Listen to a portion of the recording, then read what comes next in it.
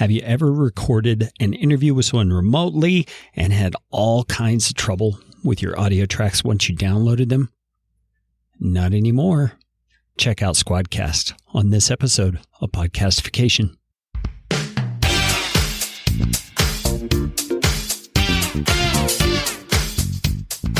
My name is Kerry Green, and I am the Client Happiness Guy at PodcastFastTrack.com, and this is Podcastification.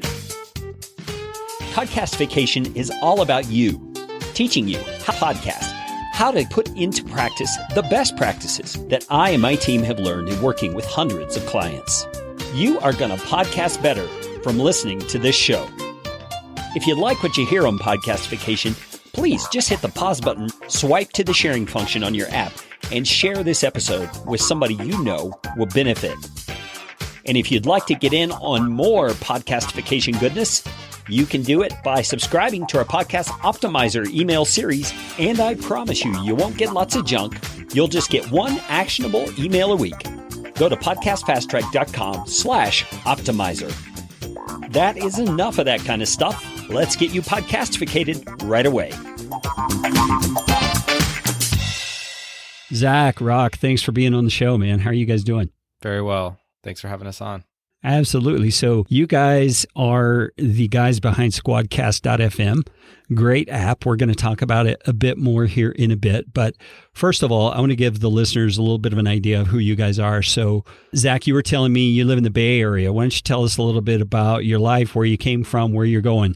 Grew up in Sacramento, California in the Central Valley, and went to high school together with Rock in Sacramento, where we started our friendship, and had always a background and love for visual arts, and carried me into my career in software engineering, where I had a couple different great opportunities to work in the government, as well as teaching at Cal Berkeley and internship on the Google Chrome team, where I got exposed to a lot of really forward-leaning technology as the web platform was growing up, and really was a catalyst for a lot of the opportunities I've had in my career that ultimately led us to this opportunity to help the podcast community and creatives record quality content from anywhere in the world together.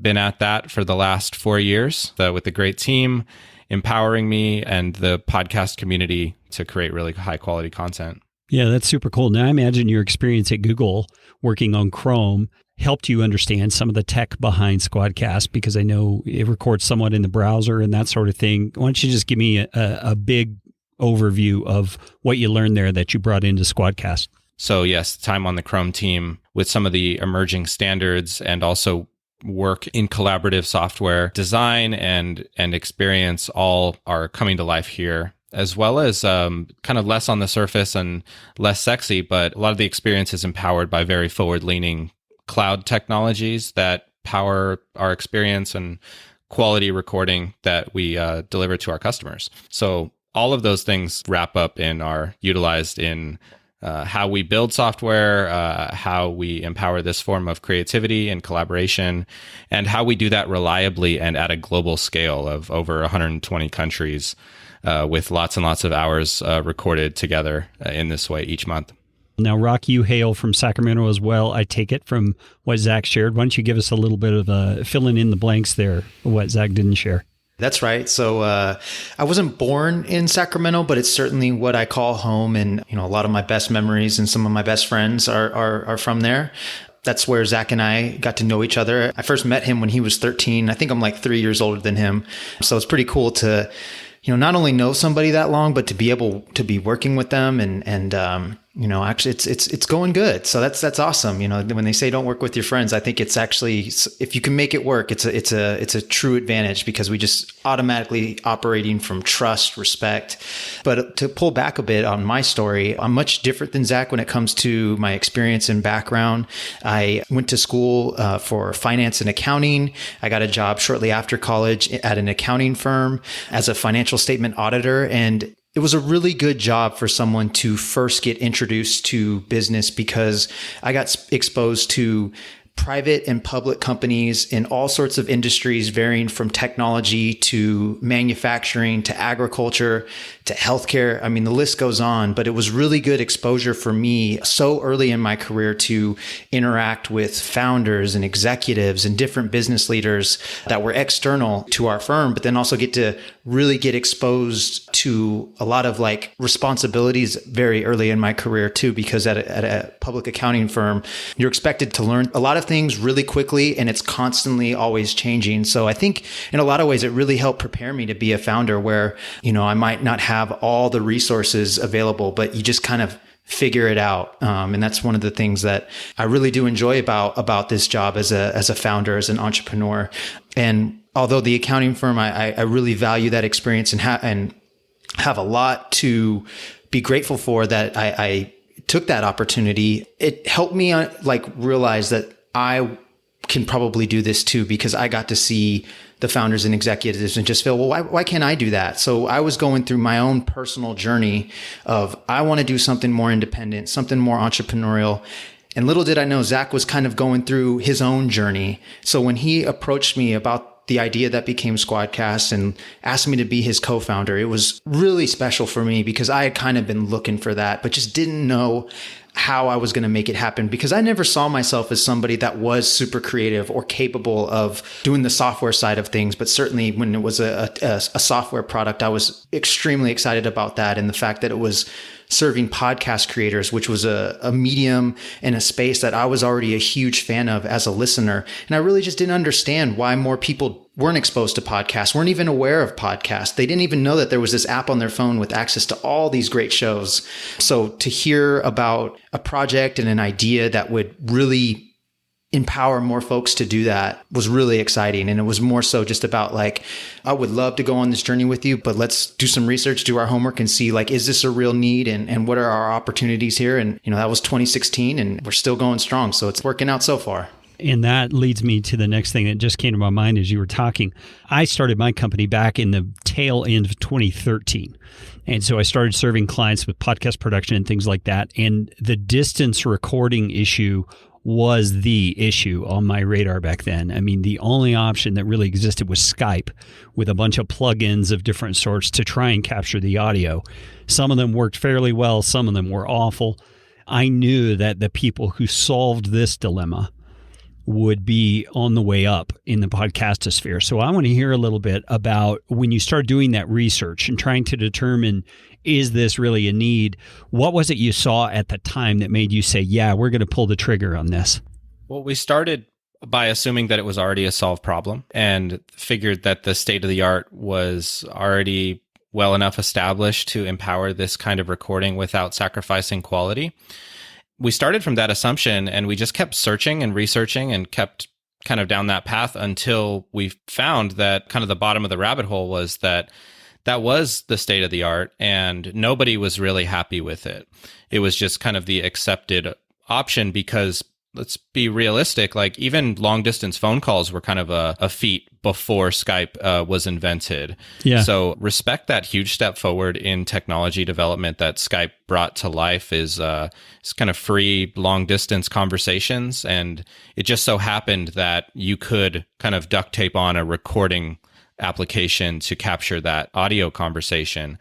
But it wasn't high quality at all. It was good for a point in time, but it sacrificed a lot when it came to the desires of professional content creators with professional podcasts and higher profile guests wanting to sound good to preserve their credibility.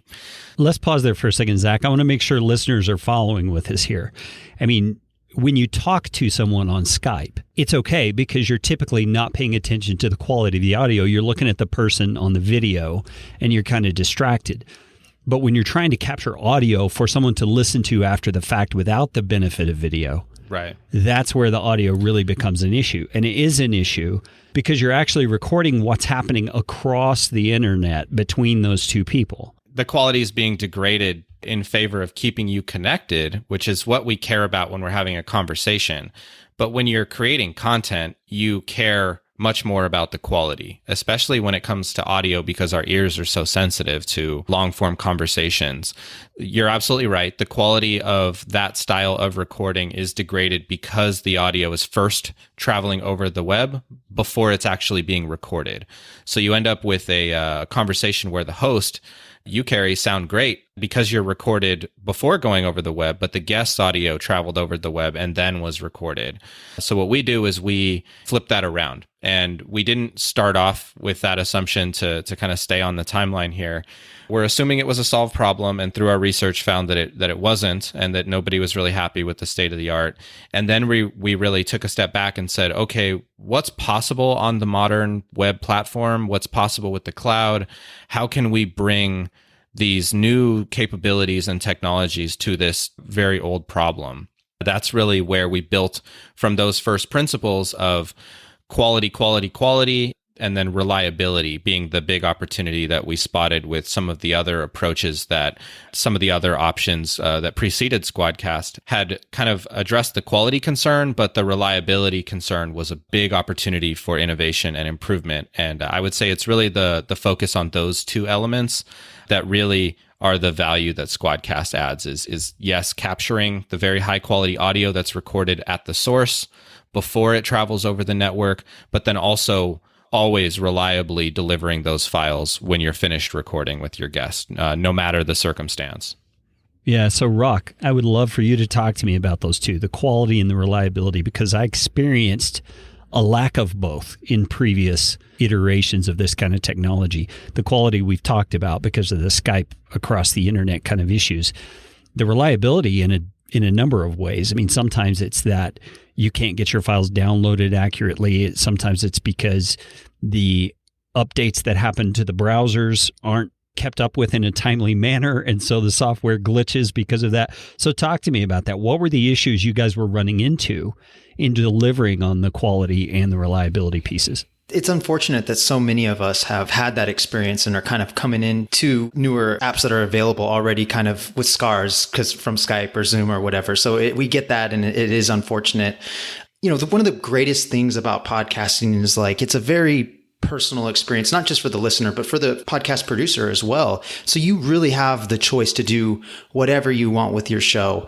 But we believe that quality is one of the few things that you can actually control to separate yourself from the rest of your category.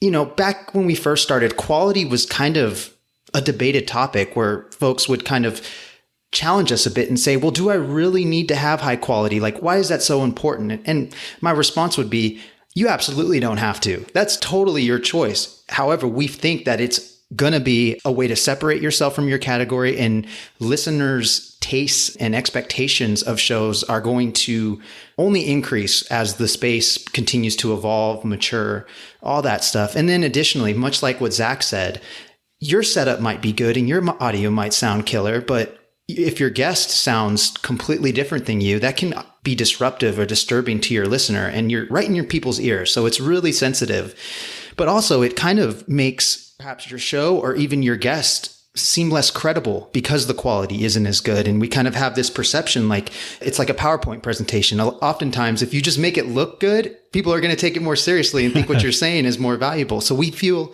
audio quality is the same way. But the addition to that is the reliability. So what good is the quality if you're not reliably able to get those recordings? And we think that's what the more direct competition is missing. They seem to do okay at getting high quality. It's just reliably getting it. There's still a lot of uncertainty and anxiety that, will I get these recordings? I hope my guest is sounding good, kind of thing. And we just wanted to eliminate that completely so that when you are in the cloud studio in Squadcast, that you're not thinking about, will the tech work?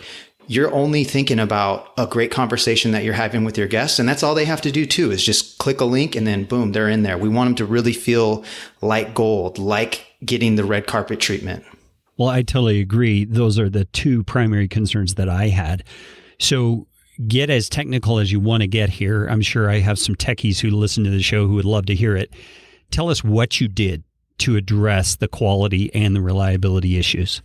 What we did is we developed new technology that didn't exist. and still doesn't exist outside of Squadcast. And those are now have both been submitted as patent applications. So we're pending on two facets of our technology that are the core differences that we've been able to create.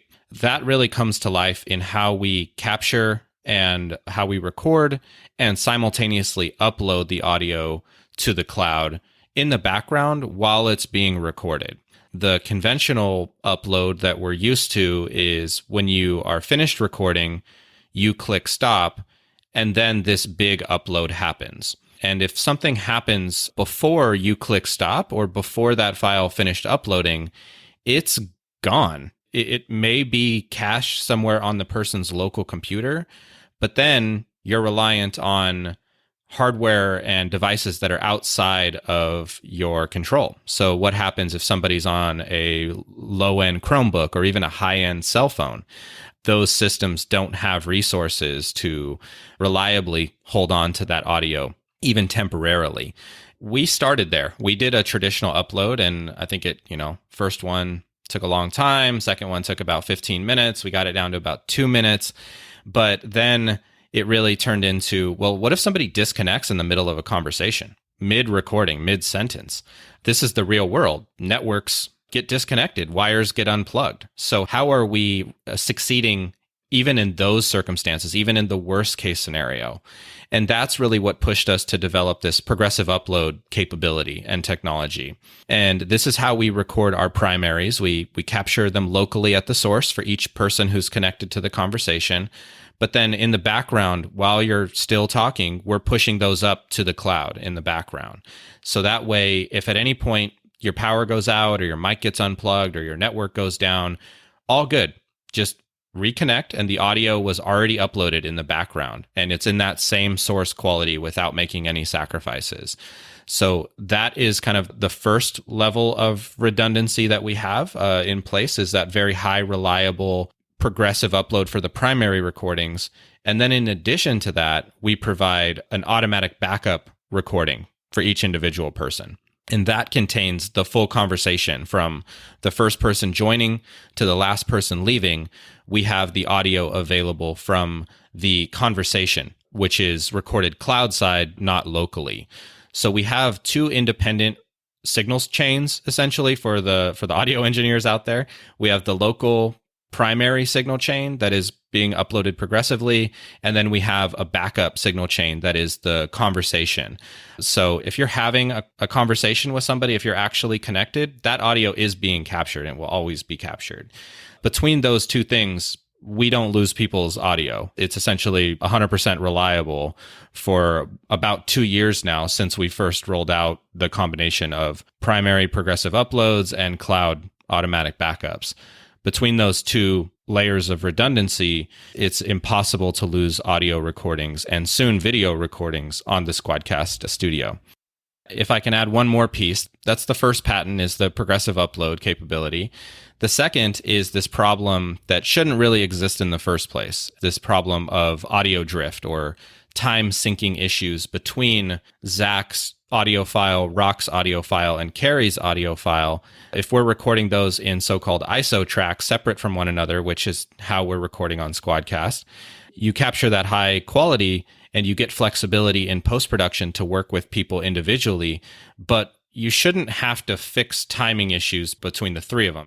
That's something that was a unique solution that we were able to innovate and create as well, is to make sure that the audio that you're capturing on the Squadcast platform with these remote conversations, you don't have to waste any time in post-production realigning and fixing timing issues that shouldn't be there in the first place. So that's our audio drift normalization technology that we've been able to develop, and that is, again, a unique solution here on Squadcast.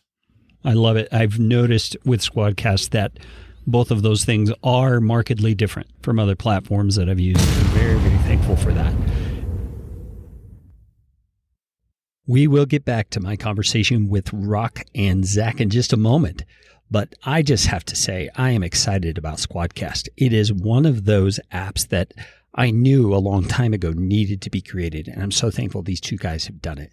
In the next section of this episode, you're going to hear what my experience was like As I went into Squadcast for the first time, I connected with these two guys. I'm going to describe it in detail so you know exactly what the app is like. I'm also going to be creating some YouTube videos showing demonstrations of how Squadcast works, how to use it, make all of that just as simple as can be. But I'm doing it all because I believe in this app so much. I'm supporting them by becoming an affiliate. What that means is I'm promoting their app for them because I believe in it so much. And I don't take this kind of stuff lightly. I only support things that I believe are truly going to be helpful to you. So if you're interested in trying out Squadcast for that 7-day free trial that they offer, you can do so by going to squadcast.fm, or if you look in the description of this episode, I'm including my affiliate link. You click through, you get the 7-day trial. If you decide to sign up for Squadcast from there, I get a little bit of a referral bonus. You pay the same low price, and you're going to get the best distance recordings of your life. And here's a little bonus tip for you that you'll hear about toward the end of this episode. The Squadcast guys are about to add video to the platform. That is going to change everything because it'll be the same great quality audio and the bonus of high-def video to go along with it. And it's coming very, very soon. Stick around, listen to the rest of the episode, and check out Squadcast. All right, we're back with Rock and with Zach from Squadcast, and we've been talking about the tech that's behind the scenes and what makes it so reliable and such high quality. Now I want to talk a little bit about the platform itself. What I want to do is kind of describe to you as a listener what it is I saw as I came into Squadcast so you can get a feel for what it is.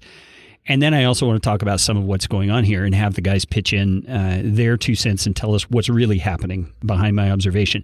Now, first thing is when I logged into Squadcast, it was very simple.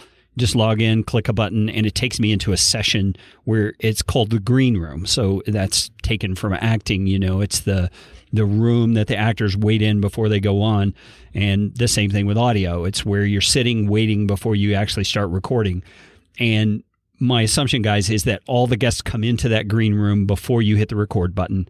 Everybody has an opportunity to select their microphone, select their headphones, select different settings, which we'll walk through here in a moment, to make sure you get the very best quality. Now, when I came in, first thing I saw in Squadcast was a video of myself. So my camera was picking me up on my computer. And then I had all these selectors ready to go. I could choose the camera. I could choose the microphone. I could choose... What's the thing you coached me on there, Zach, about the... echo cancellation. Yeah, echo cancellation. We'll talk about that in a moment. There's a lot of different features in there. So let's talk about that green room for a second. Camera. That implies we're recording video, but that's not the case, at least at this point, correct? Someone talk to me about that. Yeah, that's correct for the now. It's more so because body language and eye contact and nonverbal communication is such a big part of what keep conversations flowing naturally. I think, Rock, you brought it up first, is it was not part of our initial early designs to have video for the conversations, but it became a necessity when we realized how weird it was to talk to just a web page with audio only. So we've always had video for the conversation to empower the flow. And with the green room, it's camera's optional. So you don't have to have a camera if you're on a desktop or something like that, or if you want to preserve that level of your privacy. Totally fine. It's actually a permission that we ask for, that the browser asks for, to access the camera, the microphone, and location. So camera and location are totally optional. And microphone's the only requirement because you're here to capture quality audio. We also choose sensible defaults. So that way, when your guest is coming in, they don't have to change any of these settings. They're all defaulted to whatever the selected device is on their operating system, which we kind of pick up from. So you're saying that Squadcast automatically detects what devices they have plugged in terms of microphones, right, and selects the one that it seems to be the default. Yes, the browser's aware of what the default is, and we inherit from that. And then we give the option to change those if you like. And then also you see basically like a mirror. If you were in a green room or backstage, it's exactly that same analogy that you mentioned, Carrie, where you can do a quick hair check, make sure your camera's the right angle, or just turn it off if you don't want it on. You're at least very much aware that you have the option for camera. And then also we have a VU meter. So you can see that, yes, your microphone is indeed picking up your vocals and that it's the correct microphone, because some of us professional podcasters and audiophiles will have sometimes multiple microphones. So we keep it very simple with sensible defaults for anybody just showing up who wants to connect and record without having to dig into any settings. But we surface those and make them very accessible. So professional podcasters can select their Rodecaster Pro with their awesome microphone and navigate that very quickly without having to dig into 2 or 3 levels of menus to find where is it that I turn echo cancellation on or off, something like that. So it's that balance between being able to just walk right in and being able to have the full control of your audio settings. Yeah, and I love that. I love it from a host perspective as well, that it's simple enough. I can walk a guest through what they need to do to get the best audio, even if they're not very techie. So that's helpful. Rock, talk to me about the echo cancellation. That sounds like a good thing, but there are circumstances where it's not such a good thing. So tell us what that is and what it does. We want to empower everybody's workflow, but we certainly try to encourage and give tips and best practices on how to get the best quality audio possible. So echo cancellation is something that we encountered. It's really that a setting in the browser where if the echo cancellation button is turned on, you can use Squadcast without headphones. And that's for people that maybe they want to record directly into the computer. And that's not going to get you the most reliably high quality audio, but it's certainly an option. And if that's the only way you're going to have that interview with that person, we want to empower that, because we understand that sometimes just getting the content is more important than having, the highest standards possible.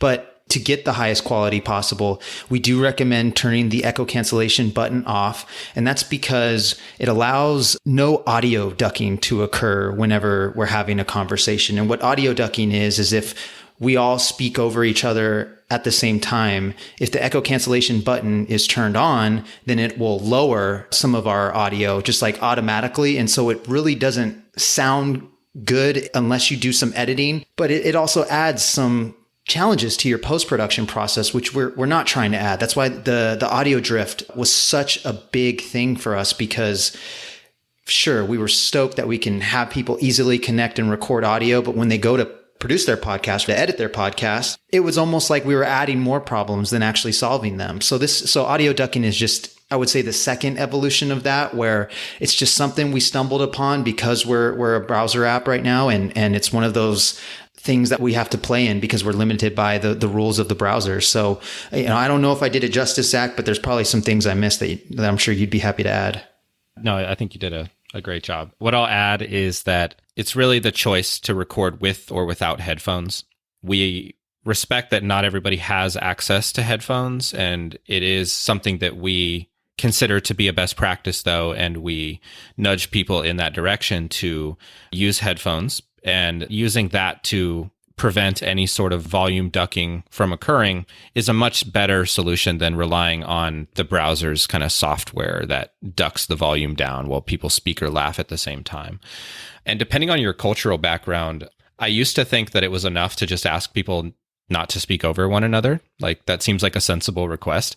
But depending on your cultural background, this is much more accepted within certain cultures' forms of communication, where people talk at the same time, and helping people record anywhere in the world. Really, we are making that same level of accessibility for everyone. So it's a choice that the host has to opt into or out of. And it's really just the choice of, do we have headphones or not? You can turn it on if that's not an option, but we recommend, as Rock said, turning it off, and you'll get higher quality even when you are speaking at the same time. Am I understanding you right that that's a selection that's on the host side only? Yes, and it's a setting that is transparent to the guest. The guest doesn't have to lift a finger to do that. They don't even see the setting, actually, and the host, your choice is applied to everybody who's connected to the conversation. So it's consistent.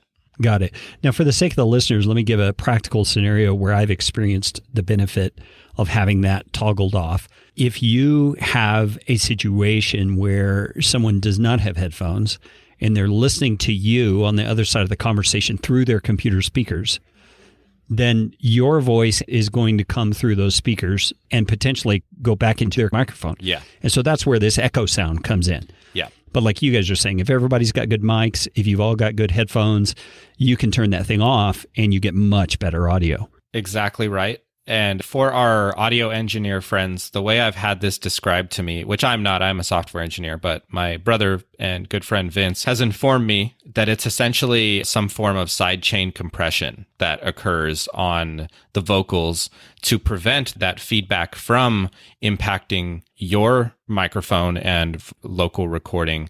The browser subs that out. And because there's a level of processing going on there, it reduces the volume and the quality temporarily until it detects that people aren't speaking at the same time. So it's really to save ourselves from ourselves. And this happens all the time with phone calls or even on your cell phone. We don't think about it because those aren't recording situations. But like if you're listening to, let's say, Spotify on your cell phone and you get a call in the middle of that, your phone will still play that song or podcast in the background, but it lowers the volume and it raises the volume of the phone call, the phone ringing. So that's essentially as a good analogy for ducking. It kind of takes one audio and puts it in the background and brings another into the foreground.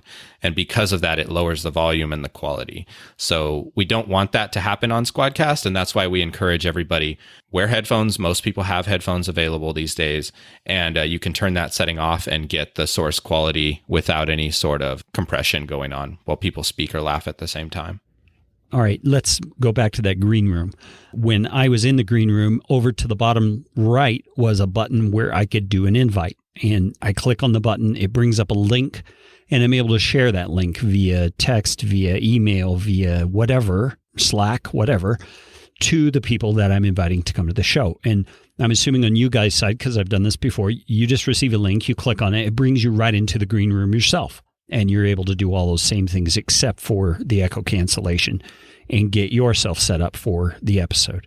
That's just a very simple thing. I've had people say, oh, my guests aren't very techie. And I say, well, can they click a link? I mean, that's really all they have to do to use Squadcast. Even compared to Skype and Zoom, which I think most people would define as being easy to connect to, consider for a moment what we're kind of assuming with those, that everybody needs an account, including your guest. So they have to sign up for Skype or Zoom. They have to install Skype or Zoom. They have to manage their own settings on Skype or Zoom. Now they have this app installed on their device, future forward, unless they choose to uninstall it. If you contrast that to Squadcast, right, it's click a link, allow permissions, and connect. And then nothing's installed, no account was needed, privacy is upheld, and all of those things. So it's something that we've actually quantified how many steps are kind of required to connect from start to finish on those other two platforms. It's about 30 steps. And on Squadcast, it's over 10, depending on from start to finish, like inviting and connecting and all that for everybody. It's about a third of the steps needed. Because we default to quality, you don't have to go in and change settings. You don't have to install anything, as I said. So that's a big part of our design. Our commitment to design is making it as easy as possible for your guests to just show up and be hands-off and be confident that they're capturing really high quality without having to be an active participant in the production. It's really that balance between being really, really easy to access for the guest in any situation, and then full control and emphasis on quality for the host. And then in that green room as well, once Zach comes on, once Rock comes on, I see that they're there. We chat a bit. We kind of set the stage for the conversation. And then at the very bottom, in a big red button, it says record. I click the record button and away we go. Nothing changes on the screen. The three of us are still there. I just see numbers running at the bottom where it says stop. And everything's recording. Now, let me talk a little bit about the audio quality that I'm hearing, and you guys can give me some feedback here as well. I hear Zach's audio just pristine, but I can also see Zach, and I see Zach has a professional microphone. He has professional headphones. He also has some sound baffling in his room, so his room is treated for very good sound. On Rock's end, I can see Rock has a great microphone as well, but he's in a larger room. He doesn't have the sound baffling. So I can hear a little bit of hiss, which is room noise in Rock's channel. And I can hear a little bit of a bigger, kind of a more boomy sound for Rock's voice, which is coming from his room. It's not a virtue of Squadcast. It's just what's happening in his room. Now, I'm likely going to do some post-production on all this, and you may not hear any of that at all as a listener, but I might leave a section here where you can hear the difference.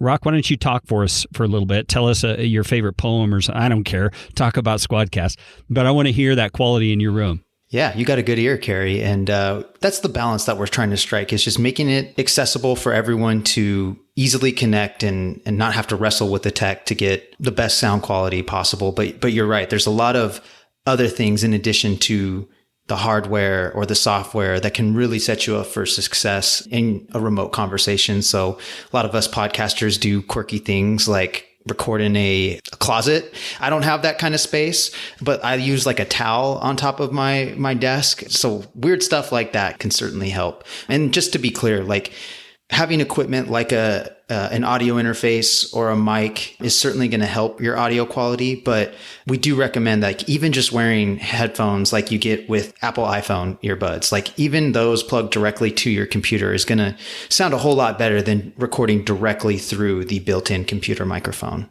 And most people got those laying around. Yeah, totally. I mean, that's what I'm using, not for my actual microphone, but for my headphones, I'm using earbuds, and I just find that very functional. So now that we're recording, guys, tell me what I see here. I see a button at the top that says leave session. I see little meters on each of our windows that's showing our audio levels. And as I speak, I see it bounce. When Zach speaks, I see it bounce. I mean, it's just very user-friendly. I can tell just by looking what it is that's happening. Now, what do you guys have to say about the interface that I've left out here? Yeah, we want it to be as close to real life as possible by preserving the body language and eye contact with having the video conversation. But then also, because this is a real-time cloud-empowered experience, we have a very high degree of presence, we'll call it, for each individual. So there's a level of transparency that we offer in the Squadcast studio to be able to see what microphone people are using, what camera they're using, what city they're in, what their local time is. All of these things keep a very high degree of transparency into the audio setup. So sometimes that's useful because a guest may have gone on Amazon and bought an ATR 2100 for this awesome interview that they've been looking forward to. And they may have plugged it in, but maybe it's not selected. And they could think because it's in front of them and it's plugged in. Not all of us are professional audio producers, and we want to be equally as empowering and useful to those people. So having the host be able to verify what microphone people are using, all of those things are a level of transparency that we can empower on Squadcast that you're not going to see from the conversation providers like Skype or Zoom that we've mentioned. Those are audio settings that are buried within 2 or 3 levels of menus to even surface them. And on Squadcast, we bring those things up to the surface so that way people can easily see the equipment others are using and also be able to change their own equipment if they need to. Yeah, and let me say something about that, guys, because from my perspective as the host, I think a lot through the minds of my clients, because they're trying to get the best audio, they're trying to present great content, and they want to help their guests to get the best they can. So when I look at Squadcast right now, I see a small little name tag for Zach and for Rock at the bottom of their screens, and they have those little 3-dot menus next to them. I'm going to click on Rock's, for example, and it pulls up and it tells me what microphone he's using. It tells me what headphones he's using. It tells me what camera he's using. It tells me the status of his network. Again, tells me where he's at in his local time. I mean, Zach just mentioned all those things, but what he's saying is you as the host can look to see what they're using. So if you have a guest come on and you see they have a good mic, but their audio sounds terrible, you can just click on it and say, your mic's not selected. And you can kind of walk them through the process of getting that set up.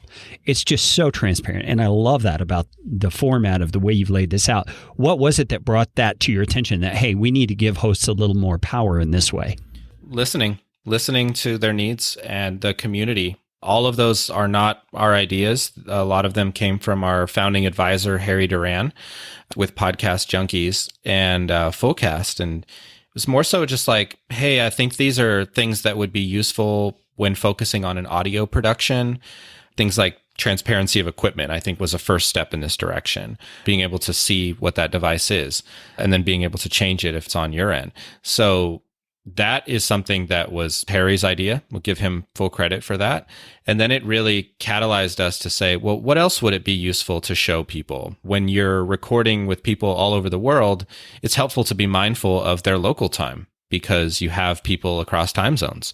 Just little things like that really add up towards the remote nature of recording on Squadcast, but then also this real-time technology that we have empowering this conversation can be used for being able to see each other's VU meter, being able to see what equipment people have and where they're at in the world. So we think that all of those are unique features to Squadcast that all go towards empowering the quality conversation.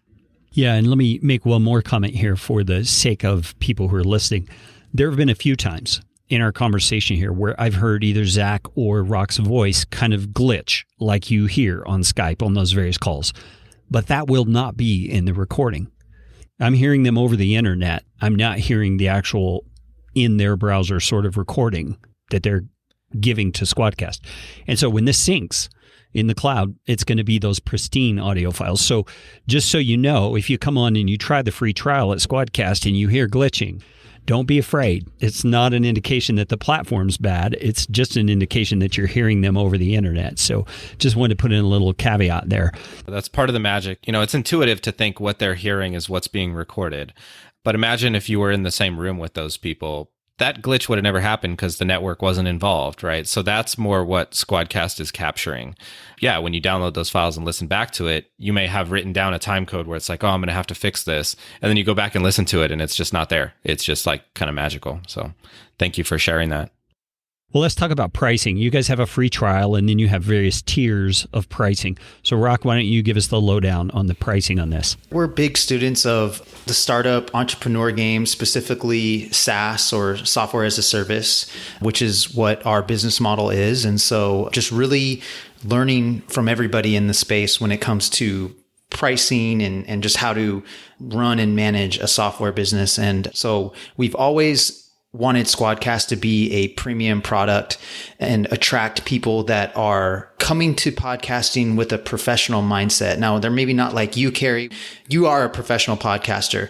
A lot of our customers, they may be professionals in other ways, but they're coming to podcasting with a professional mindset. They take it very seriously. They understand that quality and credibility are correlated, and therefore they're a little bit more willing to pay for those tools. They're not looking for something for free. They care so much about that quality. So we've always viewed ourselves as an option for those type of people. And therefore we have priced it as a premium price product because that is not something we're competing on. And we think competition is good, but that's just not how we're going to compete with them. And we're confident that even though it is a little bit more expensive than the options out there, that after you hang out with us for a little bit, you'll see what the difference is. You'll see that you not only have a great product, but a great team behind it that really cares about your podcast being successful, your guest having a great experience. And that's really all these features and all the stuff that we're talking about here. I think that's what's behind that, is that we just care so much and we just love podcasters so much. And we are podcasters ourselves now. So we're dog fooding this thing ourselves. We're using it all the time. And so therefore we wanted to take keys from what are the best practices in pricing, which is to base your pricing around what your customers are coming to your product to get value from. And we felt that the true value of Squadcast is that recording time. So it's really all based around, as soon as you press that record button, that's how you're charged. And it is a monthly subscription plan. If you pay the year up front, you get a discount on a few years. And we have pricing options to really fit all levels of podcasting, whether you're just starting off and trying to figure this thing out, or you are a professional putting out a weekly show, or if you have multiple shows, we're here to help too. And, we're really grateful to be helping podcasters who are just starting their journey all the way up to people working at companies like ESPN, Marvel, stuff like that. Like Kara Swisher has been using Squadcast recently, which is incredible because she's like this huge tech journalist. And she looks like she's having fun. And that's the big thing that we want people to have. I think that's been forgotten in this whole thing, is that You can do it on Skype and Zoom and other options.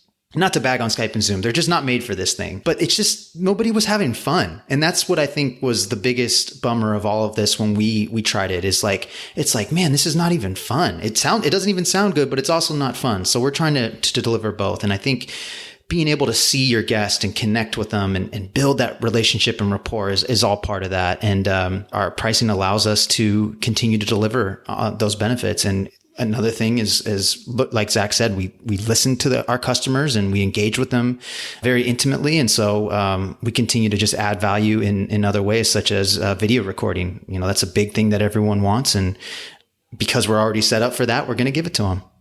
Yeah, well, let's talk about that in just a moment. So your pricing tiers starts out with a free trial. That's for how long? 7 days. We found that that's a good enough time to kick the tires and really test the product out, get comfortable so that when you do have that real interview that you're confident and really excited and just ready to go. And so then your first tier, when someone decides, yeah, I'm going to pull the trigger and buy this, it's how much a month? Yeah, so that's $10. That we felt like that was a pretty inclusive price for most folks that are starting off their podcasting journey. You do get 2 recording hours. So it's for someone that maybe has a show once or twice a month, or maybe doesn't have a need to record remotely all the time. And then our most popular plan, though, we call it the creator plan. It's 5 recording hours per month. So that's about a weekly show, if you have an hour, over an hour, give or take. And then we have plans that scale up from there to really fit all different types of workflow, that your show's never going to get too big, or you're never going to have too many shows where you're going to grow out of Squadcast, that we can accommodate all levels. And, we understand the seasonality aspect of podcasting. So we allow folks to upgrade, downgrade as their recording needs change as well. So that creator package, that's right around $20, correct? That's right. Sorry, I didn't say that. Thank you. That's totally fine. All right. Now, you guys have teased this along a couple of times about the video. Let's talk about that. I think that's a huge upgrade to any platform that's recording good audio, is to then get good video. I've only seen one other platform out there that's actually offering this at a high quality. I want to hear what you guys are doing to bring that into reality. Yeah, it's tremendously exciting, and it's been our longest requested feature because we've had an emphasis on listening to the community. So 1, we were fundamentally aware of that. And then 2, because we've always had video for the conversation, it felt like a natural evolution. And then 3, it was supported by the research that Edison has put out in their Infinite Dial report, that audiences are growing in their desire to have the same core content available across different platforms like YouTube and a podcast, and have accessibility into the content of those shows, no matter if they're driving or if they can watch it on their phone or whatever it is. So all of those 3 things really have been pushing us in this direction. The technology that I mentioned before about how we've been able to reliably record audio, all of those lessons and technology innovations are prerequisites and apply to our approach to recording quality video as well. And we've developed a lot of those capabilities because we've known about the desire to have video recording for so long. So we're very close to releasing that finally, but a lot of work over years has gone into this next update. I'm glad to hear it, because I have clients quite often who say, I would use Squadcast, for example, if it recorded video, because I like my show to be on YouTube as well. And so sounds like pretty soon they're not going to have an excuse anymore. That, and it's also going to be the same emphasis on quality. Like, we're not going to do it if it's not quality and highly reliable. So same exact approach, right? Recorded locally, separate for each individual, with primaries being uploaded in the background, and then a backup recording for video as well. So all of those things are going to be accessible. And I think maybe the best part about this is that it's going to be the same exact experience for your guests. They're not going to have to do anything different. You're not going to have to do anything different. It's just that at the end, you're going to walk away with now audio and video for that same core conversation, giving you more potential for growing your audience and being accessible across different platforms. We were a little skeptical about how valuable would video recording be? It's understandable why people would ask us for it and think that they would use it, but it's much different in actual practice because it's additional work and additional content to produce, and a little bit different for use cases as well over a podcast. The files are larger. And I think that's one of the big things that we're tackling right now is to get that upload experience very similar to the way it is for audio. So most likely it will take a little bit longer than the audio recordings. The audio recordings upload super fast, darn near immediately most of the time. The video, as much as we're going to try to get it to dial in that same speed, and it'll be pretty fast for video from what we're seeing. It's looking like it'll be a little bit longer, but I think the important thing is just communicating and demonstrating to our customers that your files are secure, they are being uploaded, we got them, you're good, and once they get to actually see it, they'll start to build some more trust there. But yeah, it's not going to be immediate, but it certainly will be. We're pretty excited to see how fast we can get it. Well, guys, you have been more than generous with your time. I appreciate you taking the time to come and be on my tiny little podcast. It's always fun to meet new people in the industry and hear what you're doing to make things better. We're really grateful for the opportunity to be on your show, Carrie. And, thanks for letting us share our story. And again, we're thrilled to be helping out podcasters. We're thrilled to be recording this show on Squadcast. So again, thank you for the opportunity. And like Zach said, we love podcasters. This is what we do all day. So please make our day by reaching out. Yeah, sure. Podcasters are some of the greatest people on the planet. I'm telling you, man, it's a great community. Guys, thanks so much. Hello, Squadcast. Goodbye, Zoom. I'm telling you, man, when that video thing comes on, you are not going to believe how bad your video and your audio has really been from using Zoom. Zach and Rock, thank you so much for being my guests on this episode of Podcastification.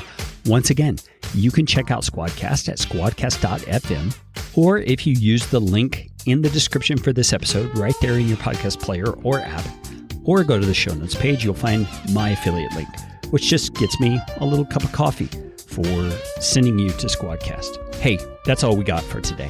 Go out and make it a podcastificating day.